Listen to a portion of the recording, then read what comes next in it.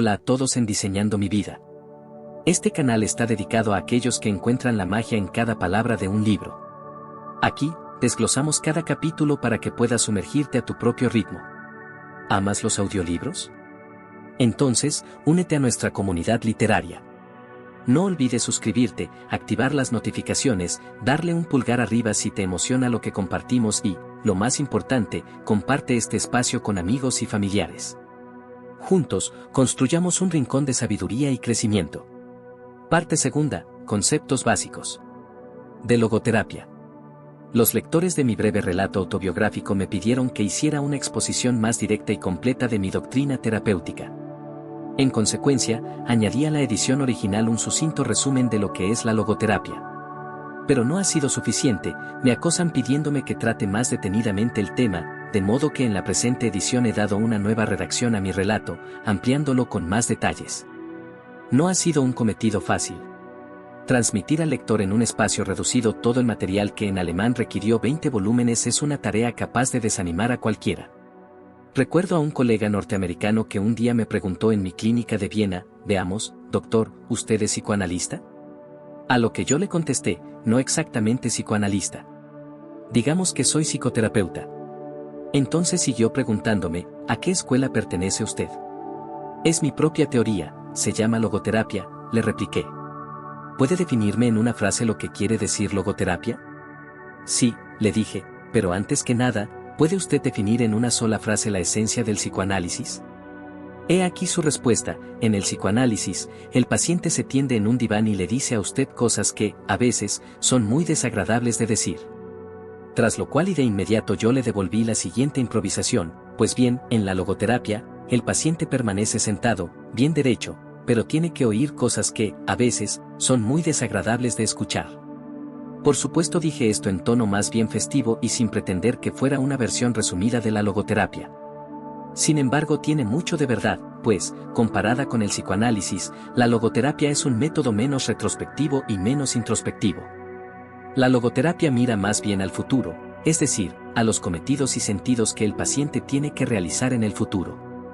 A la vez, la logoterapia se desentiende de todas las formulaciones del tipo círculo vicioso y de todos los mecanismos de retroacción que tan importante papel desempeñan en el desarrollo de las neurosis. De esta forma se quiebra el típico ensimismamiento del neurótico, en vez de volver una y otra vez sobre lo mismo, con el consiguiente refuerzo. Qué duda cabe que mi definición simplificaba las cosas hasta el máximo y, sin embargo, al aplicar la logoterapia el paciente ha de enfrentarse con el sentido de su propia vida para, a continuación, rectificar la orientación de su conducta en tal sentido. Por consiguiente, mi definición improvisada de la logoterapia es válida en cuanto que el neurótico trata de eludir el cabal conocimiento de su cometido en la vida, y el hacerle sabedor de esta tarea y despertarle a una concienciación plena puede ayudar mucho a su capacidad para sobreponerse a su neurosis. Explicaré a continuación por qué empleé el término logoterapia para definir mi teoría. Logos es una palabra griega que equivale a sentido, significado o propósito. La logoterapia o, como muchos autores la han llamado, la tercera escuela vienesa de psicoterapia, se centra en el significado de la existencia humana, así como en la búsqueda de dicho sentido por parte del hombre. De acuerdo con la logoterapia, la primera fuerza motivante del hombre es la lucha por encontrarle un sentido a su propia vida. Por eso hablo yo de voluntad de sentido, en contraste con el principio de placer, o, como también podríamos denominarlo, la voluntad de placer, en que se centra el psicoanálisis freudiano, y en contraste con la voluntad de poder que enfatiza la psicología de Adler. Voluntad de sentido. La búsqueda por parte del hombre del sentido de la vida constituye una fuerza primaria y no una racionalización secundaria de sus impulsos instintivos. Este sentido es único y específico en cuanto es uno mismo y uno solo quien tiene que encontrarlo, únicamente así logra alcanzar el hombre un significado que satisfaga su propia voluntad de sentido. Algunos autores sostienen que los sentidos y los principios no son otra cosa que mecanismos de defensa, formaciones y sublimaciones de las reacciones. Por lo que a mí toca, yo no quisiera vivir simplemente por mor de mis mecanismos de defensa, ni estaría dispuesto a morir por mis formaciones de las reacciones. El hombre, no obstante, es capaz de vivir e incluso de morir por sus ideales y principios. Hace unos cuantos años se realizó en Francia una encuesta de opinión. Los resultados demostraron que el 80% de la población encuestada reconocía que el hombre necesita algo por qué vivir. Además, el 61% admitía que había algo, o alguien, en sus vidas por cuya causa estaban dispuestos incluso a morir. Repetí esta encuesta en mi clínica de Viena tanto entre los pacientes como entre el personal y el resultado fue prácticamente similar al obtenido entre las miles de personas encuestadas en Francia. La diferencia fue solo de un 2%. En otras palabras, la voluntad de sentido para muchas personas es cuestión de hecho, no de fe. Ni que decir tiene que son muchos los casos en que la insistencia de algunas personas en los principios morales no es más que una pantalla para ocultar sus conflictos internos, pero aun siendo esto cierto, representa la excepción a la regla y no la mayoría. En dichos casos se justifica la interpretación psicodinámica como un intento de analizar la dinámica inconsciente que les sirve de base. Nos encontramos en realidad ante pseudoprincipios, buen ejemplo de ello es el caso del fanático, que, por lo mismo, es preciso desenmascarar. El desenmascaramiento o la desmitificación cesará, sin embargo, en cuanto uno se tope con lo que el hombre tiene de auténtico y de genuino, por ejemplo, el deseo de una vida lo más significativa posible. Si al llegar aquí no se detiene, el hombre que realiza el desenmascaramiento se limitaba a traicionar su propia voluntad al menospreciar las aspiraciones espirituales de los demás. Tenemos que precavernos de la tendencia a considerar los principios morales como simple expresión del hombre. Pues logos o sentido, no es solo algo que nace de la propia existencia, sino algo que hace frente a la existencia. Si ese sentido que espera ser realizado por el hombre no fuera nada más que la expresión de sí mismo o nada más que la proyección de un espejismo, perdería inmediatamente su carácter de exigencia y desafío, no podría motivar al hombre ni requerirle por más tiempo. Esto se considera verdadero no solo por lo que se refiere a la sublimación de los impulsos instintivos, sino también por lo que toca a lo que C. G. Jung denomina arquetipos del inconsciente colectivo, en cuanto estos últimos serían también expresiones propias de la humanidad, como un todo. Y también se considera cierto por lo que se refiere al argumento de algunos pensadores existencialistas que no ven en los ideales humanos otra cosa que invenciones. Según J. P. Sartre, el hombre se inventa a sí mismo, concibe su propia esencia, es decir, lo que él es esencialmente, incluso lo que debería o tendría que ser. Pero yo no considero que nosotros inventemos el sentido de nuestra existencia, sino que lo descubrimos. La investigación psicodinámica en el campo de los principios es legítima, la cuestión estriba en saber si siempre es apropiada. Por encima de todas las cosas debemos recordar que una investigación exclusivamente psicodinámica puede, en principio, revelar únicamente lo que es una fuerza impulsora en el hombre. Ahora bien, los principios morales no mueven al hombre, no le empujan, más bien tiran de él. Diré, de paso, que es una diferencia que recordaba continuamente al pasar por las puertas de los hoteles de Norteamérica, hay que tirar de una y empujar otra. Pues bien, si yo digo que el hombre se ve arrastrado por los principios morales, lo que implícitamente se infiere es el hecho de que la voluntad interviene siempre, la libertad del hombre para elegir entre aceptar o rechazar una oferta, es decir, para cumplir un sentido potencial o bien para perderlo. Sin embargo, debe quedar bien claro que en el hombre no cabe hablar de eso que suele llamarse impulso moral o impulso religioso, interpretándolo de manera idéntica a cuando decimos que los seres humanos están determinados por los instintos básicos. Nunca el hombre se ve impulsado a una conducta moral, en cada caso concreto decide actuar moralmente. Y el hombre no actúa así para satisfacer un impulso moral y tener una buena conciencia, lo hace por amor de una causa con la que se identifica, o por la persona que ama, o por la gloria de Dios. Si obra para tranquilizar su conciencia será un fariseo y dejará de ser una persona verdaderamente moral. Creo que hasta los mismos santos no se preocupan de otra cosa que no sea servir a su Dios y dudo siquiera de que piensen en ser santos. Si así fuera serían perfeccionistas, pero no santos. Cierto que, como reza el dicho alemán, una buena conciencia es la mejor almohada, pero la verdadera moralidad es algo más que un somnífero o un tranquilizante. Frustración existencial. La voluntad de sentido del hombre puede también frustrarse, en cuyo caso la logoterapia habla de la frustración existencial. El término existencial se puede utilizar de tres maneras, para referirse a la propia, 1, existencia, es decir, el modo de ser específicamente humano, 2, el sentido de la existencia, y 3, el afán de encontrar un sentido concreto a la existencia personal, o lo que es lo mismo, la voluntad de sentido. La frustración existencial se puede también resolver en neurosis. Para este tipo de neurosis, la logoterapia ha acuñado el término neurosis noógena en contraste con la neurosis en sentido estricto, es decir, la neurosis psicógena. Las neurosis noógenas tienen su origen no en lo psicológico, sino más bien en la dimensión noológica, del griego noos, que significa mente, de la existencia humana. Este término logoterapéutico denota algo que pertenece al núcleo espiritual de la personalidad humana. No obstante, debe recordarse que dentro del marco de referencia de la logoterapia, el término espiritual no tiene connotación primordialmente religiosa, sino que hace referencia a la dimensión específicamente humana. Neurosis noógena.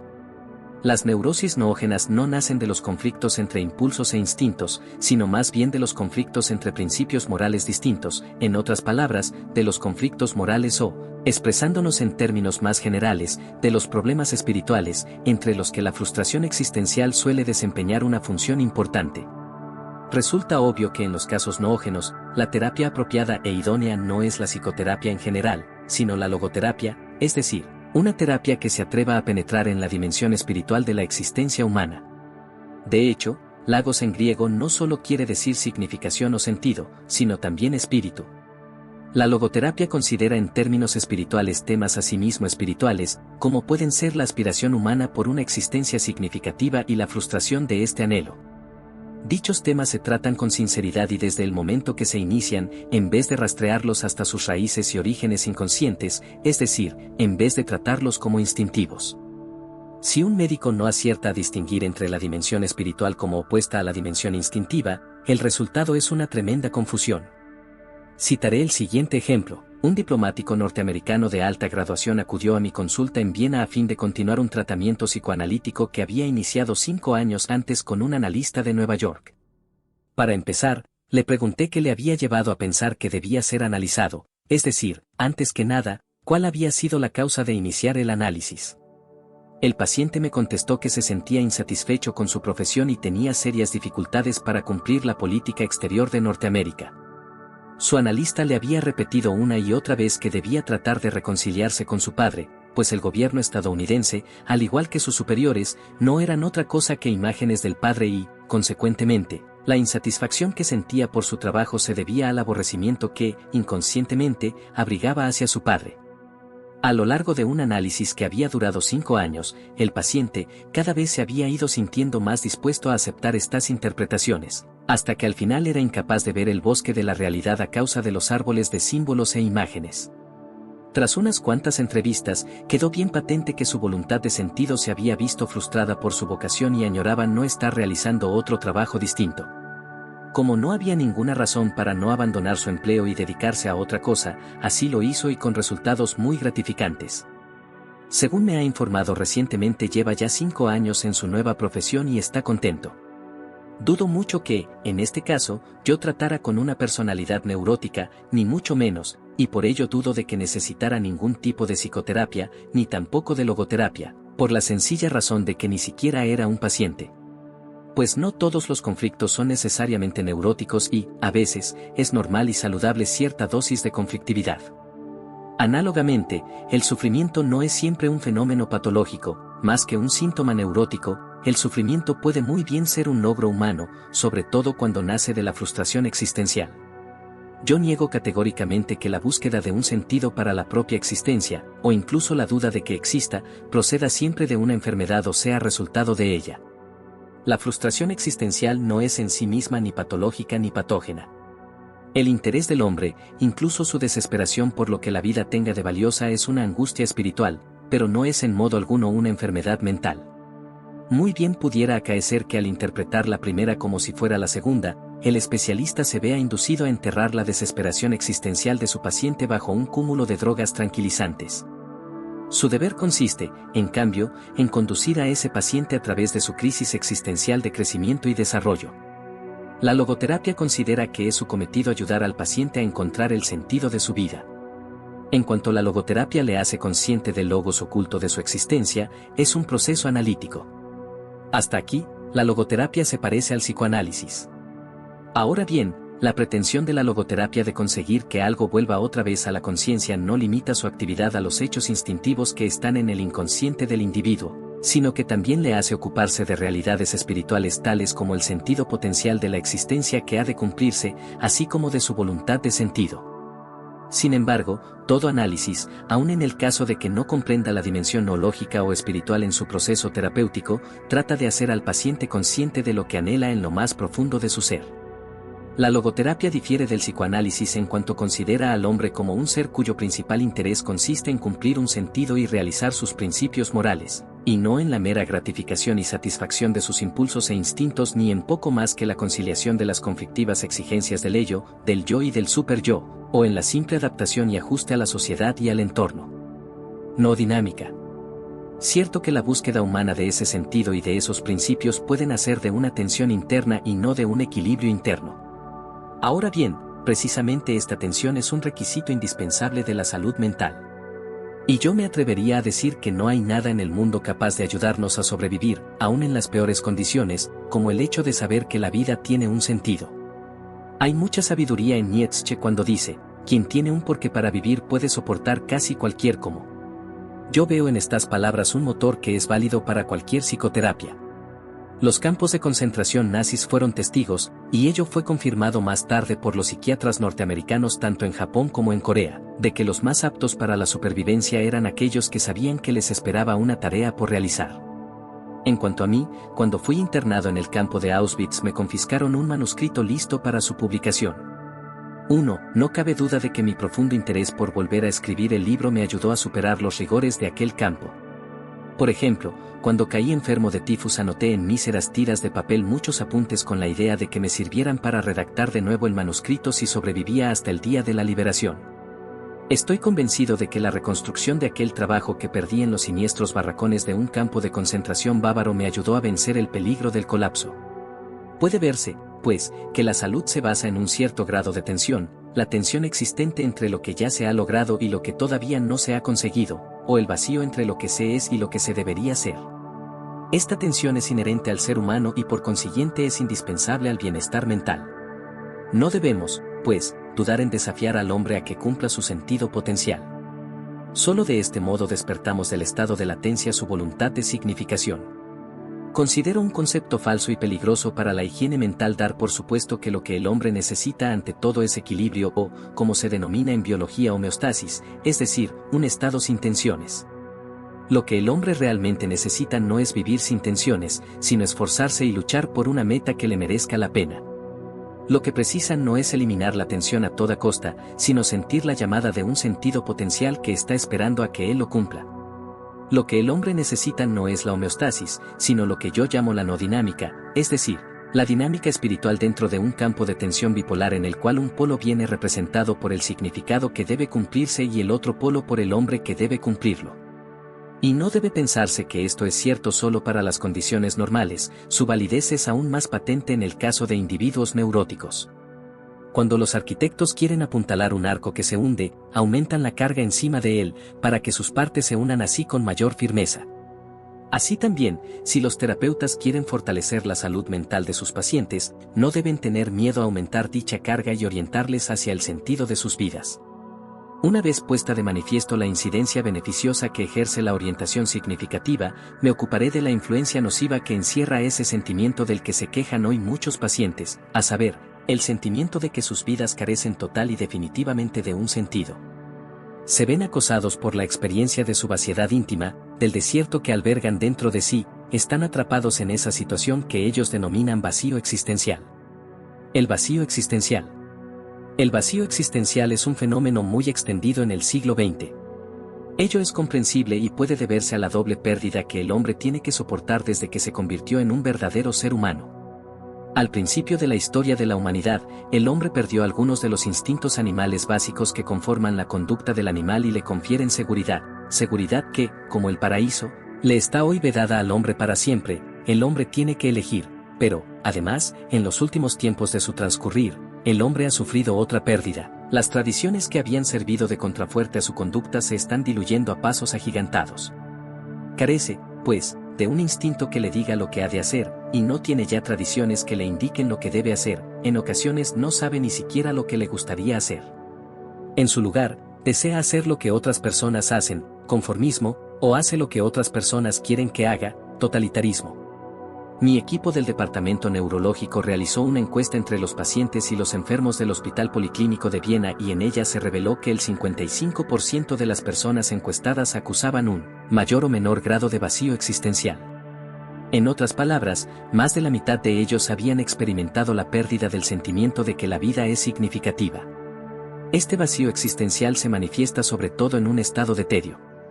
Podemos comprender hoy a Schopenhauer cuando decía que, aparentemente, la humanidad estaba condenada a bascular eternamente entre los dos extremos de la tensión y el aburrimiento. De hecho, el hastío es hoy causa de más problemas que la tensión y, desde luego, lleva más casos a la consulta del psiquiatra. Estos problemas se hacen cada vez más críticos, pues la progresiva automatización tendrá como consecuencia un gran aumento del promedio de tiempo de ocio para los obreros. Lo único malo de ello es que muchos quizás no sepan qué hacer con todo ese tiempo libre recién adquirido.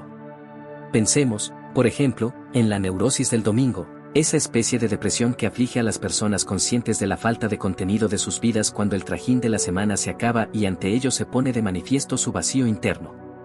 No pocos casos de suicidio pueden rastrearse hasta ese vacío existencial. No es comprensible que se extiendan tanto los fenómenos del alcoholismo y la delincuencia juvenil a menos que reconozcamos la existencia del vacío existencial que les sirve de sustento. Y esto es igualmente válido en el caso de los jubilados y de las personas de edad. Sin contar con que el vacío existencial se manifiesta enmascarado con diversas caretas y disfraces.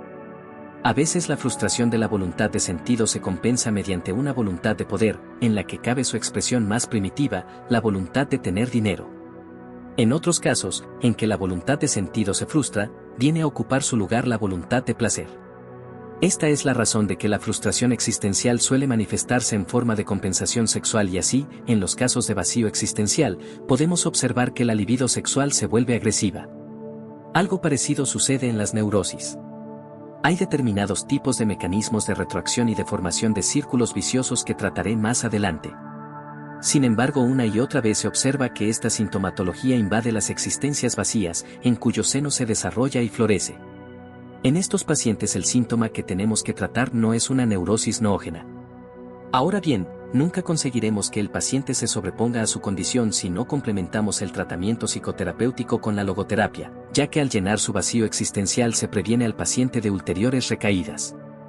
Así pues, la logoterapia está indicada no solo en los casos noógenos como señalábamos antes, sino también en los casos psicógenos y, sobre todo, en lo que yo he denominado pseudo-neurosis somatógenas. Desde esta perspectiva se justifica la afirmación que un día hiciera Magda B. Arnold. 2. Toda terapia debe ser, además, logoterapia, aunque sea en un grado mínimo. Consideremos a continuación lo que podemos hacer cuando el paciente pregunta cuál es el sentido de su vida.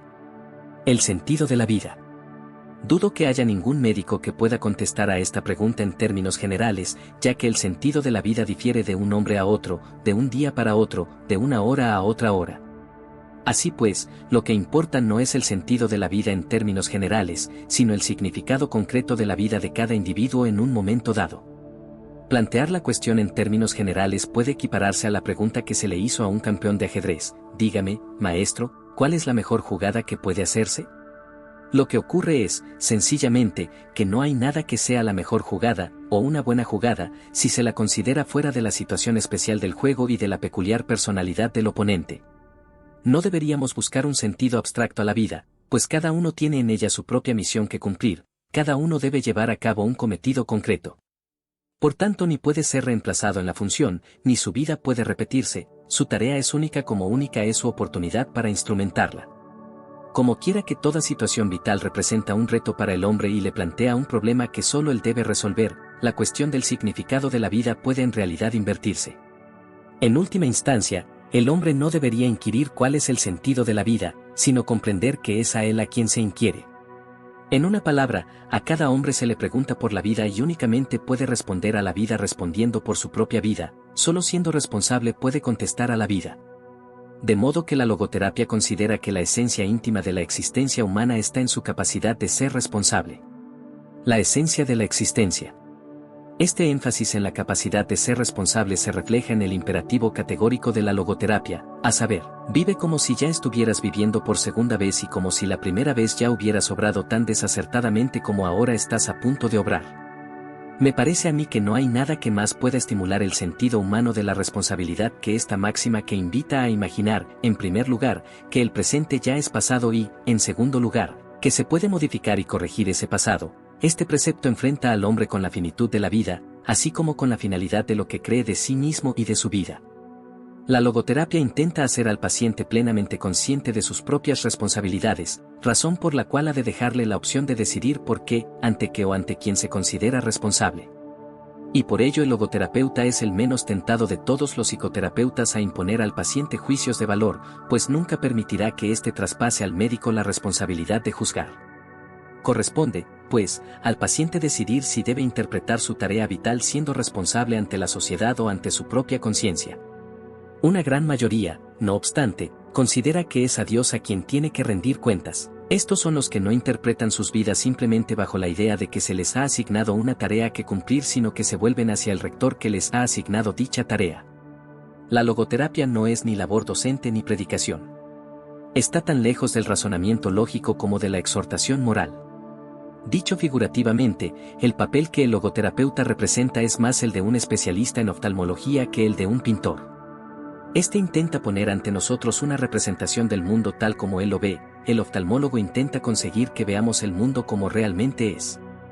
La función del logoterapeuta consiste en ampliar y ensanchar el campo visual del paciente de forma que sea consciente y visible para él todo el espectro de las significaciones y los principios. La logoterapia no precisa imponer al paciente ningún juicio, pues en realidad la verdad se impone por sí misma sin intervención de ningún tipo. Al declarar que el hombre es una criatura responsable y que debe aprender el sentido potencial de su vida, quiero subrayar que el verdadero sentido de la vida debe encontrarse en el mundo y no dentro del ser humano o de su propia psique, como si se tratara de un sistema cerrado.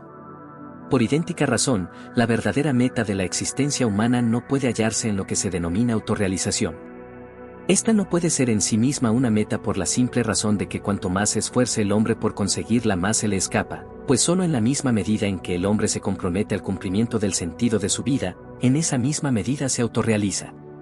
En otras palabras, la autorrealización no puede alcanzarse cuando se considera un fin en sí misma, sino cuando se la toma como efecto secundario de la propia trascendencia. No debe considerarse el mundo como simple expresión de uno mismo, ni tampoco como mero instrumento, o como medio para conseguir la autorrealización. En ambos casos la visión del mundo, o Weltanschauung, se convierte en Weltentreutung, es decir, menosprecio del mundo. Ya hemos dicho que el sentido de la vida siempre está cambiando, pero nunca cesa. De acuerdo con la logoterapia, podemos descubrir este sentido de la vida de tres modos distintos: 1, realizando una acción; 2, teniendo algún principio; y 3, por el sufrimiento. En el primer caso el medio para el logro o cumplimiento es obvio. El segundo y tercer medio precisan ser explicados. El segundo medio para encontrar un sentido en la vida es sentir por algo como, por ejemplo, la obra de la naturaleza o la cultura, y también sentir por alguien, por ejemplo el amor. El sentido del amor. El amor constituye la única manera de aprender a otro ser humano en lo más profundo de su personalidad. Nadie puede ser totalmente conocedor de la esencia de otro ser humano si no le ama. Por el acto espiritual del amor se es capaz de ver los trazos y rasgos esenciales en la persona amada, y lo que es más, ver también sus potencias, lo que todavía no se ha revelado, lo que ha de mostrarse. Todavía más, mediante su amor, la persona que ama posibilita al amado a que manifieste sus potencias. Al hacerle consciente de lo que puede ser y de lo que puede llegar a ser, logra que esas potencias se conviertan en realidad. En logoterapia, el amor no se interpreta como un epifenómeno 3 de los impulsos e instintos sexuales en el sentido de lo que se denomina sublimación. El amor es un fenómeno tan primario como pueda ser el sexo. Normalmente el sexo es una forma de expresar el amor. El sexo se justifica, incluso se santifica, en cuanto que es un vehículo del amor, pero solo mientras éste existe. De este modo, el amor no se entiende como un mero efecto secundario del sexo, sino que el sexo se ve como medio para expresar la experiencia de ese espíritu de fusión total y definitivo que se llama amor. Un tercer cauce para encontrar el sentido de la vida es por vía del sufrimiento. El sentido del sufrimiento. Cuando uno se enfrenta con una situación inevitable, insoslayable, siempre que uno tiene que enfrentarse a un destino que es imposible cambiar, por ejemplo, una enfermedad incurable, un cáncer que no puede operarse, Precisamente entonces se le presenta la oportunidad de realizar el valor supremo, de cumplir el sentido más profundo, ¿cuál es el del sufrimiento? Porque lo que más importa de todo es la actitud que tomemos hacia el sufrimiento, nuestra actitud al cargar con ese sufrimiento. Citaré un ejemplo muy claro. En una ocasión, un viejo doctor en medicina general me consultó sobre la fuerte depresión que padecía. No podía sobreponerse a la pérdida de su esposa, que había muerto hacía 2 años y a quien él había amado por encima de todas las cosas. ¿De qué forma podía ayudarle? ¿Qué decirle? Pues bien, me abstuve de decirle nada y en vez de ello le espeté la siguiente pregunta: ¿qué hubiera sucedido, doctor, si usted hubiera muerto primero y su esposa le hubiera sobrevivido? Oh, dijo, para ella hubiera sido terrible, habría sufrido muchísimo. A lo que le repliqué: lo ve, doctor, usted le ha ahorrado a ella todo ese sufrimiento, pero ahora tiene que pagar por ello sobreviviendo y llorando su muerte. No dijo nada, pero me tomó la mano y, quedamente, abandonó mi despacho. El sufrimiento deja de ser en cierto modo sufrimiento en el momento en que encuentra un sentido, como puede serlo el sacrificio. Claro está que en este caso no hubo terapia en el verdadero sentido de la palabra, puesto que, para empezar, su sufrimiento no era una enfermedad y, además, yo no podía dar vida a su esposa. Pero en aquel preciso momento sí acerté a modificar su actitud hacia ese destino inalterable en cuanto a partir de ese momento al menos podía encontrar un sentido a su sufrimiento. Uno de los postulados básicos de la logoterapia estriba en que el interés principal del hombre no es encontrar el placer o evitar el dolor, sino encontrarle un sentido a la vida, razón por la cual el hombre está dispuesto incluso a sufrir a condición de que ese sufrimiento tenga un sentido. Ni que decir tiene que el sufrimiento no significará nada a menos que sea absolutamente necesario. Por ejemplo, el paciente no tiene por qué soportar, como si llevara una cruz, el cáncer que puede combatirse con una operación. En tal caso sería masoquismo, no heroísmo. La psicoterapia tradicional ha tendido a restaurar la capacidad del individuo para el trabajo y para gozar de la vida. La logoterapia también persigue dichos objetivos y aún va más allá al hacer que el paciente recupere su capacidad de sufrir, si fuera necesario, y por tanto de encontrar un sentido incluso al sufrimiento. En este contexto, Edith Vaskov-Jolson, catedrática de Psicología de la Universidad de Georgia, en su artículo sobre logoterapia 4 defiende que nuestra filosofía de la higiene mental al uso insiste en la idea de que la gente tiene que ser feliz, que la infelicidad es síntoma de desajuste. Un sistema tal de valores ha de ser responsable del hecho de que el cúmulo de infelicidad inevitable se vea aumentado por la desdicha de ser desgraciado.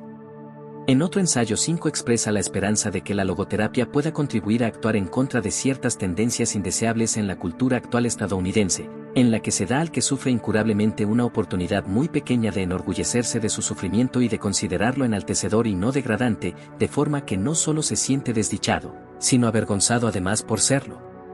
Hay situaciones en las que a uno se le priva de la oportunidad de ejecutar su propio trabajo y de disfrutar de la vida, pero lo que nunca podrá desecharse es la inevitabilidad del sufrimiento. Al aceptar el reto de sufrir valientemente, la vida tiene hasta el último momento un sentido y lo conserva hasta el fin, literalmente hablando. En otras palabras, el sentido de la vida es de tipo incondicional, ya que comprende incluso el sentido del posible sufrimiento. Traigo ahora a la memoria lo que tal vez constituya la experiencia más honda que pasé en un campo de concentración. Las probabilidades de sobrevivir en uno de estos campos no superaban la proporción de 1 a 28 como puede verificarse por las estadísticas. No parecía posible, cuanto menos probable, que yo pudiera rescatar el manuscrito de mi primer libro, que había escondido en mi chaqueta cuando llegué a Auschwitz. Así pues, tuve que pasar el mal trago y sobreponerme a la pérdida de mi hijo espiritual. Es más, parecía como si nada o nadie fuera a sobrevivirme, ni un hijo físico, ni un hijo espiritual, nada que fuera mío. De modo que tuve que enfrentarme a la pregunta de si en tales circunstancias mi vida no estaba huérfana de cualquier sentido. Aún no me había dado cuenta de que ya me estaba reservada la respuesta a la pregunta con la que yo mantenía una lucha apasionada, respuesta que muy pronto me sería revelada. Sucedió cuando tuve que abandonar mis ropas y heredé a cambio los harapos de un prisionero que habían enviado a la cámara de gas nada más poner los pies en la estación de Auschwitz. En vez de las muchas páginas de mi manuscrito encontré en un bolsillo de la chaqueta que acababan de entregarme una sola página arrancada de un libro de oraciones en hebreo, que contenía la más importante oración judía, el Shema Yisrael. ¿Cómo interpretar esa coincidencia sino como el desafío para vivir mis pensamientos en vez de limitarme a ponerlos en el papel? Un poco más tarde, según recuerdo, me pareció que no tardaría en morir. En esta situación crítica, sin embargo, mi interés era distinto del de mis camaradas. Su pregunta era, ¿sobreviviremos a este campo? Pues si no, este sufrimiento no tiene sentido. La pregunta que yo me planteaba era algo distinta: ¿tienen todo este sufrimiento, estas muertes en torno mío, algún sentido? Porque si no, definitivamente, la supervivencia no tiene sentido, pues la vida cuyo significado depende de una casualidad, ya se sobreviva o se escape a ella, en último término no merece ser vivida. Problemas metaclínicos. Cada día que pasa, el médico se ve confrontado más y más con las preguntas: ¿qué es la vida? ¿Qué es el sufrimiento, después de todo? Cierto que incesante y continuamente al psiquiatra le abordan hoy pacientes que le plantean problemas humanos más que síntomas neuróticos. Algunas de las personas que en la actualidad visitan al psiquiatra hubieran acudido en tiempos pasados a un pastor, un sacerdote o un rabino, pero hoy, por lo general, se resisten a ponerse en manos de un eclesiástico, de forma que el médico tiene que hacer frente a cuestiones filosóficas más que a conflictos emocionales. Un logodrama. Me gustaría citar el siguiente caso. En una ocasión, la madre de un muchacho que había muerto a la edad de 11 años fue internada en mi clínica tras un intento de suicidio. Mi ayudante, el Dr. Kokourek, la invitó a unirse a una sesión de terapia de grupo y ocurrió que yo entré en la habitación donde se desarrollaba la sesión de psicodrama. En ese momento, ella contaba su historia. A la muerte de su hijo se quedó sola con otro hijo mayor, que estaba impedido como consecuencia de la parálisis infantil. El muchacho no podía moverse si no era empujando una silla de ruedas. Y su madre se rebelaba contra el destino. Ahora bien, cuando ella intentó suicidarse junto con su hijo, fue precisamente el tullido quien le impidió hacerlo. Él quería vivir. Para él, la vida seguía siendo significativa, ¿por qué no había de serlo para su madre? ¿Cómo podría seguir teniendo sentido su vida? ¿Y cómo podíamos ayudarla a que fuera consciente de ello? Improvisando, participé en la discusión. Y me dirigí a otra mujer del grupo. Le pregunté cuántos años tenía y me contestó que 30. Yo le repliqué: no, usted no tiene 30, sino 80, está tendida en su cama moribunda y repasa lo que fue su vida, una vida sin hijos pero llena de éxitos económicos y de prestigio social. A continuación la invité a considerar cómo se sentiría ante tal situación. ¿Qué pensaría usted? ¿Qué se diría a sí misma? Voy a reproducir lo que dijo exactamente, tomándolo de la cinta en que se grabó la sesión. Oh, me casé con un millonario, tuve una vida llena de riquezas, y la viví plenamente. Coqueteé con los hombres, me burlé de ellos. Pero, ahora tengo 80 años y ningún hijo. Al volver la vista atrás, ya vieja como soy, no puedo comprender el sentido de todo aquello, y ahora no tengo más remedio que decir: mi vida fue un fracaso. Invité entonces a la madre del muchacho paralítico a que se imaginara a ella misma en una situación semejante, considerando lo que había sido su vida. Oigamos lo que dijo, grabado igualmente: yo quise tener hijos y mi deseo se cumplió, un hijo se murió y el otro hubiera tenido que ir a alguna institución benéfica si yo no me hubiera ocupado de él. Aunque está tullido e inválido, es mi hijo después de todo, de manera que he hecho lo posible para que tenga una vida plena. He hecho de mi hijo un ser humano mejor. Al llegar a este punto rompió a llorar y, sollozando, continuó: en cuanto a mí, puedo contemplar en paz mi vida pasada, y puedo decir que mi vida estuvo cargada de sentido y yo intenté cumplirlo con todas mis fuerzas. He obrado lo mejor que he sabido, he hecho lo mejor que he podido por mi hijo. Mi vida no ha sido un fracaso. Al considerar su vida como si estuviera en el lecho de muerte pudo, de pronto, percibir en ella un sentido en el que también quedaban comprendidos sus sufrimientos. Por idéntico motivo, se hizo patente que una vida tan corta como, por ejemplo, la del hijo muerto, podía ser tan rica en alegría y amor que tuviera mayor significado que una vida que hubiera durado 80 años. Pasado un rato, procedí a hacer otra pregunta, esta vez me dirigía a todo el grupo. Les pregunté si un chimpancé al que se había utilizado para producir el suero de la poliomielitis y, por tanto, había sido inyectado una y otra vez, sería capaz de aprender el significado de su sufrimiento. Al unísono, todo el grupo contestó que no, rotundamente, debido a su limitada inteligencia, el chimpancé no podía introducirse en el mundo del hombre, que es el único mundo donde se comprendería su sufrimiento. Entonces continué formulando la siguiente pregunta: ¿y qué hay del hombre? ¿Están ustedes seguros de que el mundo humano es un punto terminal en la evolución del cosmos? No es concebible que exista la posibilidad de otra dimensión, de un mundo más allá del mundo del hombre, un mundo en el que la pregunta sobre el significado último del sufrimiento humano obtenga respuesta. El suprasentido. Este sentido último excede y sobrepasa, necesariamente, la capacidad intelectual del hombre. En logoterapia empleamos para este contexto el término suprasentido. Lo que se le pide al hombre no es, como predican muchos filósofos existenciales, que soporte la insensatez de la vida, sino más bien que asuma racionalmente su propia capacidad para aprender toda la sensatez incondicional de esa vida. Logos es más profundo que lógica. El psiquiatra que vaya más allá del concepto del suprasentido, más tarde o más temprano se sentirá desconcertado por sus pacientes, como me sentí yo cuando mi hija de 6 años me hizo esta pregunta: ¿por qué hablamos del buen Dios?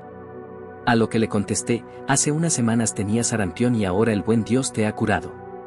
Pero la niña no quedó muy contenta y replicó: muy bien, papá, pero no te olvides de que primero él me envió el sarampión.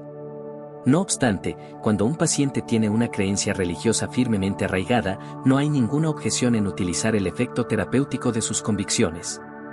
Y, por consiguiente, reforzar sus recursos espirituales. Para ello, el psiquiatra ha de ponerse en el lugar del paciente. Y esto fue exactamente lo que hice, por ejemplo, una vez que me visitó un rabino de Europa Oriental y me contó su historia. Había perdido a su mujer y a sus 6 hijos en el campo de concentración de Auschwitz, muertos en la cámara de gas, y ahora le ocurría que su segunda mujer era estéril. Le hice observar que la vida no tiene como única finalidad la procreación, porque entonces la vida en sí misma carecería de finalidad, y algo que en sí mismo es insensato no puede hacerse sensato por el solo hecho de su perpetuación.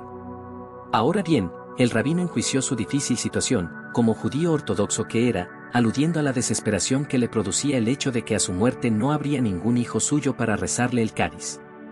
6 Pero yo no me di por vencido e hice un nuevo intento por ayudarle, preguntándole si no tenía ninguna esperanza de ver a sus hijos de nuevo en el cielo.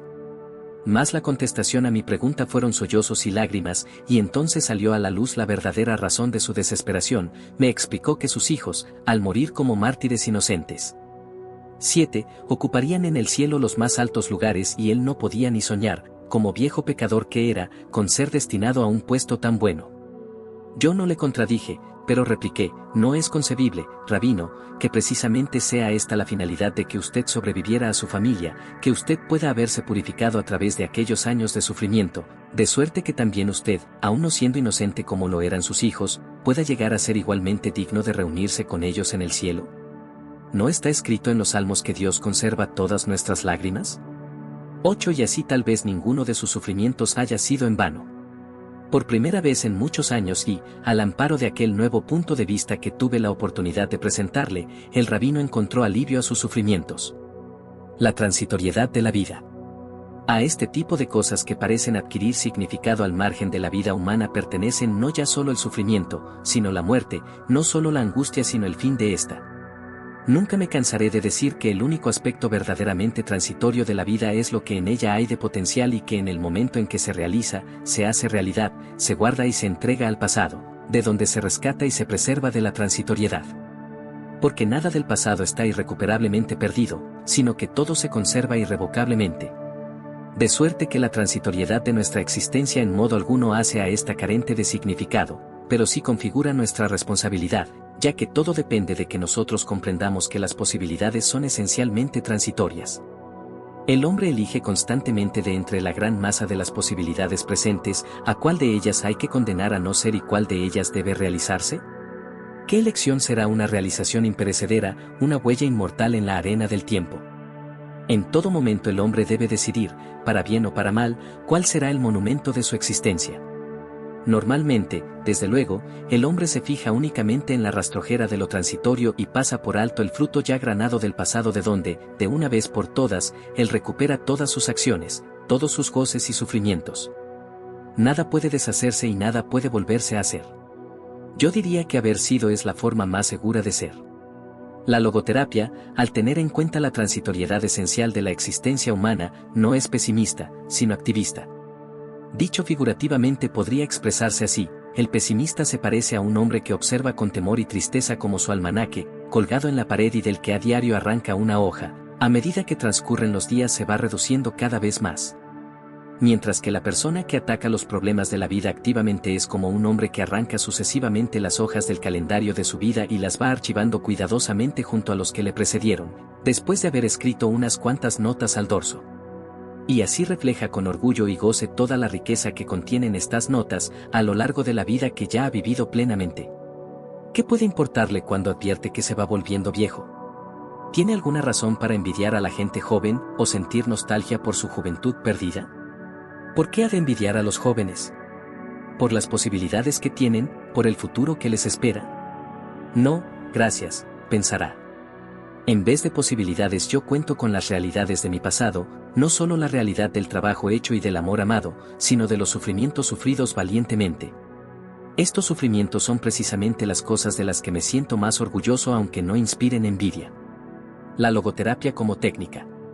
No es posible tranquilizar un temor realista, como es el temor a la muerte, por vía de su interpretación psicodinámica. Por otra parte, no se puede curar un temor neurótico, cual es la agorafobia, por ejemplo, mediante el conocimiento filosófico. Ahora bien, la logoterapia también ha ideado una técnica que trata estos casos. Para entender lo que sucede cuando se utiliza esta técnica, tomemos como punto de partida una condición que suele darse en los individuos neuróticos, a saber, la ansiedad anticipatoria. Es característico de ese temor el producir precisamente aquello que el paciente teme. Por ejemplo, una persona que teme ponerse colorada cuando entra en una gran sala y se encuentra con mucha gente, se ruborizará sin la menor duda. En este sentido podría extrapolarse el dicho: el deseo es el padre del pensamiento, y afirmar que el miedo es la madre del suceso. Por irónico que parezca, de la misma forma que el miedo hace que suceda lo que uno teme, una intención obligada hace imposible lo que uno desea a la fuerza. Puede observarse esta intención excesiva, o hiperintención como yo la denomino, especialmente en los casos de neurosis sexuales. Cuanto más intenta un hombre demostrar su potencia sexual o una mujer su capacidad para sentir el orgasmo, menos posibilidades tienen de conseguirlo. El placer es, y debe continuar siéndolo, un efecto o producto secundario, y se destruye y malogra en la medida en que se le hace un fin en sí mismo. Además de la intención excesiva, tal como acabamos de describirla, la atención excesiva o hiperreflexión, como se la denomina en logoterapia, puede ser asimismo patógeno, es decir, producir enfermedad. El siguiente informe clínico ilustrará lo que quiero decir. Una joven acudió a mi consulta quejándose de ser frígida. La historia de su vida descubrió que en su niñez su padre había abusado de ella, sin embargo, y, como fácilmente se evidenció, no fue esta experiencia, traumática en sí, la que eventualmente le había originado la neurosis sexual. Sucedía que tras haber leído trabajos de divulgación sobre psicoanálisis, la paciente había vivido todo el tiempo con la temerosa expectativa de la desgracia que su traumática experiencia le acarrearía en su día. Esta ansiedad anticipatoria se resolvía tanto en una excesiva intencionalidad para confirmar su femineidad como en una excesiva atención que se centraba en sí misma y no en su compañero. Todo lo cual era más que suficiente para incapacitarla y privarle de la experiencia del placer sexual, ya que en ella el orgasmo era tanto un objeto de la atención como de la intención, en vez de ser un efecto no intencionado de la devoción no reflexiva hacia el compañero. Tras seguir un breve periodo de logoterapia, la atención e intención excesivas de la paciente sobre su capacidad para experimentar el orgasmo se hicieron derreflexivas, y con ello introducimos otro término de la logoterapia. Cuando recodificó su atención enfocándola hacia el objeto apropiado, es decir, el compañero, el orgasmo se produjo espontáneamente. 9. Pues bien, la logoterapia basa su técnica denominada de la intención paradójica en la dualidad de que, por una parte el miedo hace que se produzca lo que se teme y, por otra, la hiperintención estorba lo que se desea. 10. Por la intención paradójica, se invita al paciente fóbico a que intente hacer precisamente aquello que teme, aunque sea solo por un momento. Recordaré un caso. Un joven médico vino a consultarme sobre su temor a transpirar. Siempre que esperaba que se produjera la transpiración, la ansiedad anticipatoria era suficiente para precipitar una sudoración. A fin de cortar este proceso tautológico, aconsejé al paciente que en el caso de que ocurriera la sudoración, decidiera deliberadamente mostrar a la gente cuánto era capaz de sudar. Una semana más tarde me informó de que cada vez que se encontraba a alguien que antes hubiera desencadenado su ansiedad anticipatoria, se decía para sus adentros: antes solo sudaba 1 litro, pero ahora voy a sudar por lo menos 10. El resultado fue que, tras haber sufrido por su fobia durante años, ahora era capaz, con una sola sesión, de verse permanentemente libre de ella en una semana. El lector advertirá que este procedimiento consiste en darle la vuelta a la actitud del paciente en la medida en que su temor se ve reemplazado por un deseo paradójico. Mediante este tratamiento, el viento se aleja de las velas de la ansiedad. Ahora bien, este procedimiento debe hacer uso de la capacidad específicamente humana para el desprendimiento de uno mismo, inherente al sentido del humor. Esta capacidad básica para desprenderse de uno mismo se pone de manifiesto siempre que se aplica la técnica logoterapéutica denominada intención paradójica. Al mismo tiempo se capacita al paciente para apartarse de su propia neurosis. Gordon W. Allport Scrab. 11. El neurótico que aprende a reírse de sí mismo puede estar en el camino de gobernarse a sí mismo, tal vez de curarse. La intención paradójica es la constatación empírica y la aplicación clínica de la afirmación de Allport. Los informes de unos pocos casos más pueden servir para explicar mejor este método. El paciente que cito a continuación era un contable que había sido tratado por varios doctores en distintas clínicas sin obtener ningún avance terapéutico. Cuando llegó a verme estaba en el límite de la desesperación y reconocía que estaba a punto de suicidarse. Durante varios años venía padeciendo el calambre de los escribientes, que últimamente era tan agudo que corría grave peligro de perder su empleo. De modo que una situación tal solo podía aliviarse por una terapia breve e inmediata. Para iniciar el tratamiento, mi ayudante recomendó al paciente que hiciera justamente lo contrario de lo que venía haciendo, es decir, en vez de tratar de escribir con la mayor claridad y pulcritud posibles, que escribiera con los peores garabatos. Se le aconsejó que se dijera para sus adentros: bueno, ahora voy a mostrar a toda esa gente lo buen chupatintas que soy. Y en el momento en que deliberadamente trató de garrapatear, le fue imposible hacerlo. Intenté hacer garabatos, pero no pude, así de sencillo, nos contó al día siguiente. En 48 horas el paciente pudo, de este modo, liberarse de su calambre de escribiente y así continuó durante el periodo de observación después del tratamiento. Hoy es un hombre feliz y puede trabajar a pleno rendimiento. Un caso similar referente al habla y no a la escritura me contó mi colega en el departamento de laringología del Hospital Policlínico. Era el caso más serio de tartamudeo que él había encontrado en muchos años de práctica de la medicina. Nunca en su vida, hasta donde el tartamudo podía recordar, se había visto libre de esta dificultad para hablar, ni por un momento, excepto una vez. Ello sucedió cuando tenía 12 años y se había subido detrás de un coche de la calle para hacerse llevar. Cuando el conductor le agarró pensó que la única forma de escapar era atraerse su simpatía, por lo cual trató de demostrarle que era un pobre muchacho tartamudo. Desde el momento en que intentó tartamudear fue incapaz de conseguirlo. Sin darse cuenta, había practicado la intención paradójica, si bien no con propósitos terapéuticos. Sin embargo, esta presentación no debería dar la impresión de que la intención paradójica solo es eficaz en los casos monosintomáticos. Mediante esta técnica logoterapéutica mis compañeros del Hospital Policlínico de Viena han conseguido curar incluso neurosis de carácter obsesivo-compulsivo en los grados más altos y más pertinaces. Hago referencia, por ejemplo, a una mujer de 65 años que durante 60 años venía padeciendo una obsesión de limpieza tan seria que yo creía que el único procedimiento para curarla era practicarle una lobotomía. No obstante, mi ayudante empezó el tratamiento logoterapéutico con la técnica de la intención paradójica y 2 meses más tarde la paciente podía llevar una vida normal. Antes de admitirla en la clínica nos había confesado: la vida es un infierno para mí. Disminuida por su compulsión y por su obsesión bacteriofóbica, al final había tenido que quedarse en la cama todo el día incapaz de realizar ninguna tarea doméstica. No sería exacto afirmar que hoy está totalmente libre de sus síntomas, ya que siempre puede venirle a la mente alguna obsesión, pero sí es capaz de reírse de ella, como dice, en una palabra, de aplicar la intención paradójica. La intención paradójica también puede aplicarse en casos de trastornos del sueño. El temor al insomnio. 12 da por resultado una hiperintención de quedarse dormido que, a su vez, incapacita al paciente para conseguirlo. Para vencer este temor especial, yo suelo aconsejar al paciente que no intente dormir, sino por el contrario que haga lo opuesto, es decir, permanecer despierto cuanto sea posible. En otras palabras, la hiperintención de quedarse dormido, nacida de la ansiedad anticipatoria de no poder conseguirlo, debe reemplazarse por la intención paradójica de no quedarse dormido, que pronto se verá seguida por el sueño. La intención paradójica no es una panacea, pero sí un instrumento útil en el tratamiento de las situaciones obsesivas, compulsivas y fóbicas, especialmente en los casos en que subyace la ansiedad anticipatoria. Además, es un artilugio terapéutico de efectos a corto plazo, de lo cual no debiera, sin embargo, concluirse que la terapia a corto plazo tenga solo efectos terapéuticos temporales. Una de las ilusiones más comunes de la ortodoxia freudiana, escribía el desaparecido Émile Agouteil, 13, es que la durabilidad de los resultados se corresponde con la duración de la terapia. Entre mis casos tengo, por ejemplo, el informe de un paciente a quien se administró la intención paradójica hace más de 20 años y su efecto terapéutico ha probado ser permanente. Otro hecho, digno de tener en cuenta, es que la intención paradójica es efectiva cualquiera que sea la etiología del caso en cuestión. Lo que confirma un planteamiento de Edith Vaskov-Jolson. 14. Si bien la terapia tradicional ha insistido en que las prácticas terapéuticas deben fundamentarse en bases etiológicas, es muy posible que determinados factores puedan ser causa de neurosis durante la niñez más temprana y que factores totalmente diferentes puedan curar las neurosis en la edad adulta.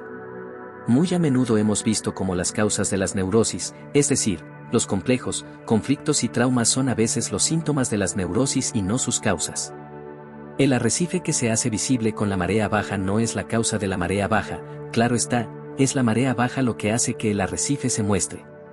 Ahora bien, ¿qué es la melancolía sino una especie de marea baja anormal, y otra vez en este caso los sentimientos de culpa que aparecen de manera típica en las depresiones endógenas? No confundirlas con las depresiones neuróticas, no son la causa de esta modalidad especial de la depresión. La verdad es todo lo contrario, puesto que esta marea baja emocional hace aparecer en la superficie consciente los sentimientos de culpa, se limita únicamente a sacarlos a la luz.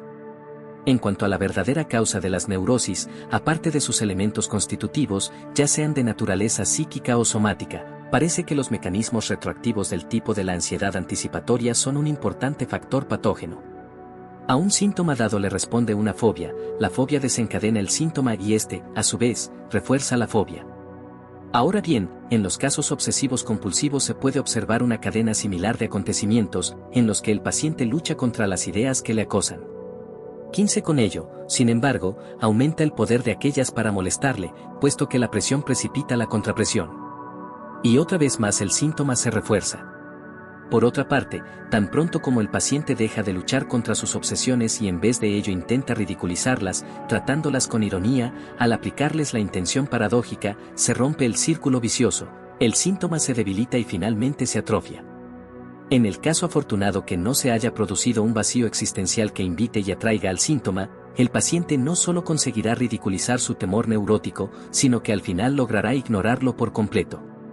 Como vemos, la ansiedad anticipatoria debe contraatacarse con la intención paradójica, la hiperintención, al igual que la hiperreflexión deben combatirse con la derreflexión. Ahora bien, esta no es posible, finalmente, si no es mediante un cambio en la orientación del paciente hacia su vocación específica y su misión en la vida. 16. No es el ensimismamiento del neurótico, ya sea de conmiseración o de desprecio, lo que puede romper la formación del círculo. La clave para curarse está en la trascendencia de uno mismo. La neurosis colectiva. Cada edad tiene su propia neurosis colectiva. Y cada edad precisa su propia psicoterapia para vencerla. El vacío existencial que es la neurosis masiva de nuestro tiempo puede descubrirse como una forma privada y personal de nihilismo, ya que el nihilismo puede definirse como la aseveración de que el ser carece de significación. Por lo que a la psicoterapia se refiere, no obstante, nunca podrá vencer este estado de cosas a escala masiva si no se mantiene libre del impacto y de la influencia de las tendencias contemporáneas de una filosofía nihilista. De otra manera representa un síntoma de la neurosis masiva, en vez de servir para su posible curación. La psicoterapia no solo será reflejo de una filosofía nihilista, sino que asimismo, aun cuando sea involuntariamente y sin quererlo, transmitirá al paciente una caricatura del hombre y no su verdadera representación. En primer lugar, existe un riesgo inherente al enseñar la teoría de la nada del hombre, es decir, la teoría de que el hombre no es sino el resultado de sus condiciones biológicas, sociológicas y psicológicas o el producto de la herencia y el medio ambiente. Esta concepción del hombre hace de él un robot, no un ser humano. El fatalismo neurótico se ve alentado y reforzado por una psicoterapia que niega al hombre su libertad. Cierto, un ser humano es un ser finito, y su libertad está restringida. No se trata de liberarse de las condiciones, hablamos de la libertad de tomar una postura ante esas condiciones. Como ya indiqué en una ocasión, Value Dimensions and Teaching, una película en color para la televisión, producida por Hollywood Animators, Inc., para la California Junior College Association tengo el pelo gris. Soy responsable de no ir al peluquero a que me lo tina, como hacen bastantes señoras. De manera que, tratándose del color del pelo, todo el mundo tiene un cierto grado de libertad. Crítica al pandeterminismo. Se culpa con frecuencia al psicoanálisis de lo que se llama pansexualismo. Yo, por mi parte, dudo de que tal reproche haya sido alguna vez legítimo. Ahora bien, si hay algo que a mí me parece todavía una presunción más errónea y peligrosa, a saber, lo que yo llamaría pandeterminismo. Con lo cual quiero significar el punto de vista de un hombre que desdeña su capacidad para asumir una postura ante las situaciones, cualesquiera que éstas sean. El hombre no está totalmente condicionado y determinado, él es quien determina si ha de entregarse a las situaciones o hacer frente a ellas. En otras palabras, el hombre en última instancia se determina a sí mismo. El hombre no se limita a existir, sino que siempre decide cuál será su existencia y lo que será al minuto siguiente. Análogamente, todo ser humano tiene la libertad de cambiar en cada instante.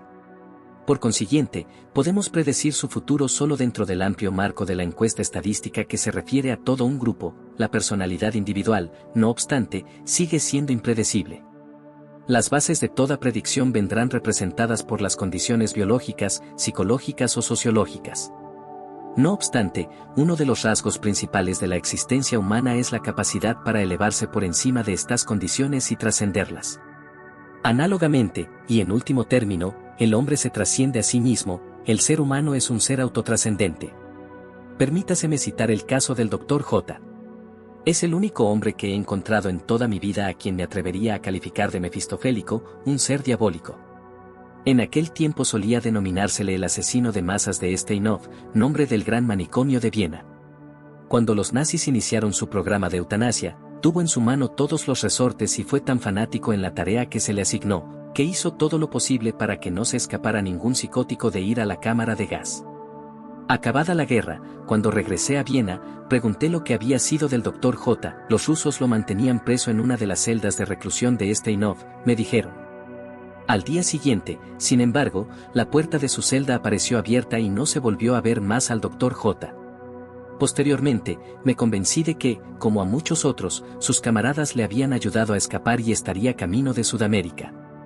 Más recientemente, sin embargo, vino a mi consulta un austríaco que anteriormente fuera diplomático y que había estado preso tras el telón de acero muchos años, primero en Siberia y después en la famosa prisión Lubianka en Moscú. Mientras yo hacía su examen neurológico, me preguntó, de pronto, si yo conocía al Dr. J. Al contestarle que sí, me replicó, yo le conocí en Lubianka.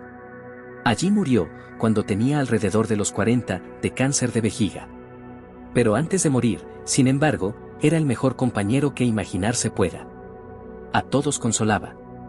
Mantenía la más alta moral concebible. Era el mejor amigo que yo encontré en mis largos años de prisión. Esta es la historia del Dr. J., el asesino de masas de Steinhoff. ¿Cómo predecir la conducta del hombre? Se pueden predecir los movimientos de una máquina, de un autómata, más aún, se puede incluso intentar predecir los mecanismos o dinámicas de la psique humana, pero el hombre es algo más que psique.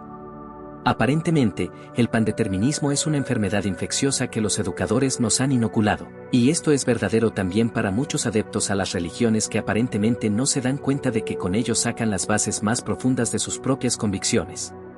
Porque, o bien se reconoce la libertad decisoria del hombre a favor o contra Dios, o a favor o contra los hombres, o toda religión es un espejismo y toda educación una ilusión.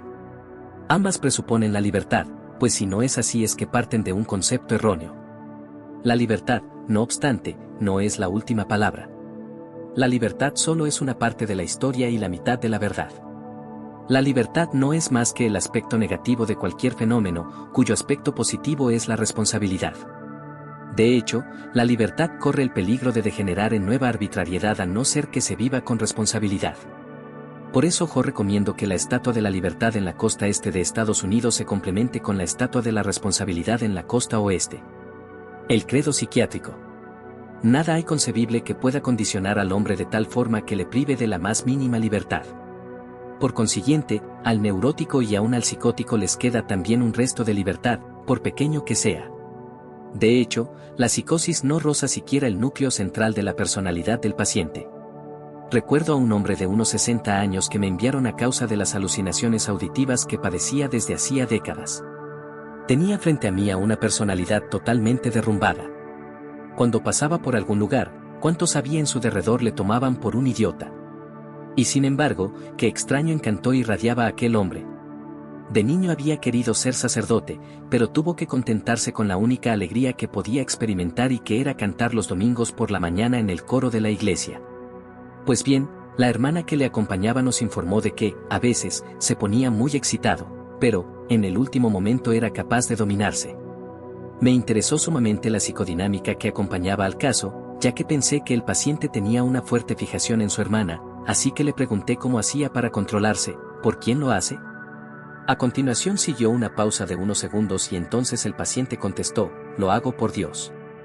En ese momento, lo más profundo de su personalidad se hizo patente y en el fondo de aquella hondura se reveló una auténtica vida religiosa a pesar de la pobreza de su formación intelectual. Un individuo psicótico incurable puede perder la utilidad del ser humano y conservar, sin embargo, su dignidad. Tal es mi credo psiquiátrico. Yo pienso que sin él no vale la pena ser un psiquiatra. ¿A santo de qué? ¿Solo por consideración a una máquina cerebral dañada que no puede repararse? Si el paciente no fuera algo más, la eutanasia estaría plenamente justificada. La psiquiatría rehumanizada. Durante mucho tiempo, de hecho durante medio siglo, la psiquiatría ha tratado de interpretar la mente humana como un simple mecanismo y, en consecuencia, la terapia de la enfermedad mental como una simple técnica. Me parece a mí que ese sueño ha tocado a su fin. Lo que ahora empezamos a vislumbrar en el horizonte no son los cuadros de una medicina psicologizada, sino de una psiquiatría humanizada. Sin embargo, el médico que todavía quiera desempeñar su papel principal como técnico se verá obligado a confesar que él no ve en su paciente otra cosa que una máquina y no al ser humano que hay detrás de la enfermedad. El ser humano no es una cosa más entre otras cosas, las cosas se determinan unas a las otras, pero el hombre, en última instancia, es su propio determinante. Lo que llegue a ser, dentro de los límites de sus facultades y de su entorno, lo tiene que hacer por sí mismo. En los campos de concentración, por ejemplo, en aquel laboratorio vivo, en aquel banco de pruebas, observábamos y éramos testigos de que algunos de nuestros camaradas actuaban como cerdos mientras que otros se comportaban como santos. El hombre tiene dentro de sí ambas potencias, de sus decisiones y no de sus condiciones depende cuál de ellas se manifieste. Nuestra generación es realista, pues hemos llegado a saber lo que realmente es el hombre. Después de todo, el hombre es ese ser que ha inventado las cámaras de gas de Auschwitz, pero también es el ser que ha entrado en esas cámaras con la cabeza erguida y el Padre Nuestro o el Shema Yisrael en sus labios. Agradecemos tu compañía en la segunda parte de El hombre en busca de sentido de Viktor Frankl. Espero que hayas disfrutado tanto como yo. Si el contenido te impactó, no dudes en suscribirte y activar las notificaciones para no perderte ningún episodio futuro. Comparte este video con amigos y familiares que puedan apreciar este tema. Todos los capítulos anteriores están disponibles en nuestra lista de reproducción. ¿Quieres tener tu propia copia de El hombre en busca de sentido? Encuentra el enlace en la descripción del video. Gracias por formar parte de nuestra comunidad de lectura.